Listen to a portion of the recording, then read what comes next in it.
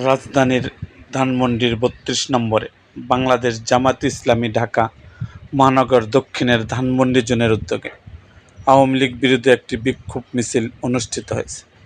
মিছিল শেষে ব্রিফিং চলাকালে সাংবাদিকদের সঙ্গে কথা কাটাকাটির কেন্দ্র করে এক সাংবাদিককে আওয়ামী লীগের দোসর আখ্যা দিয়ে হামলা চালানোর ঘটনা ঘটেছে। এতে মাহফুজুর রহমান শিশির নামে একজন সাংবাদিক গুরুতর আহত হয়েছে। আজ মঙ্গলবার ২৩শে জুন সকালে ধানমন্ডির ৩২ নম্বরে এ ঘটনা ঘটে। জানা যায়, কার্যক্রম নিষিদ্ধ আওয়ামী লীগের ৭৭তম প্রতিষ্ঠাবার্ষিকী ঘিরে সকাল ৮:৩০টার দিকে ধানমন্ডির ৩২ নম্বর এলাকায় বাংলাদেশ জামায়াত ইসলামী ঢাকা মহানগর দক্ষিণের ধানমন্ডি জোনের উদ্যোগে আওয়ামী লীগ বিরুদ্ধে একটি বিক্ষোভ মিছিল অনুষ্ঠিত হয়। মিছিলে জামায়াত নেতা মুস্তাফিজুর রহমান, মুজাহিদুল ইসলাম শাহীন, আনিসুজ্জামান, শাহিনুর রহমান সহ অন্যান্য নেতারা অংশ নেন।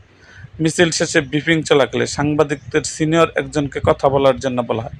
এ সময় জামায়াত ইসলামী নেতাকর্মীরা সাংবাদিকদের আওয়ামী লীগের দোসর বলে ট্যাগ করেন।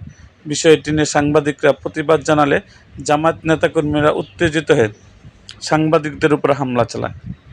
এ সময় দৈনিক সকালের রিপোর্টার মাহফুজুর রহমান শিশির গুরুতর আহত হন।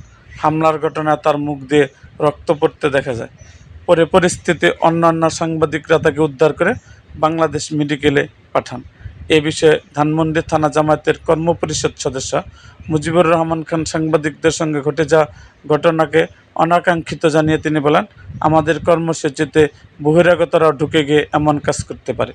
এরকম আরও ভিডিও পেতে এবং রাজনৈতিক অঙ্গনের নানা ঘটনা ও ইতিহাস জানতে আমাদের মুক্তাগাছার ইতিহাস মিডিয়া ইউটিউব চ্যানেলটিকে সাবস্ক্রাইব করুন এবং পাশে থাকা বেল আইকনটি বাজিয়ে দিন।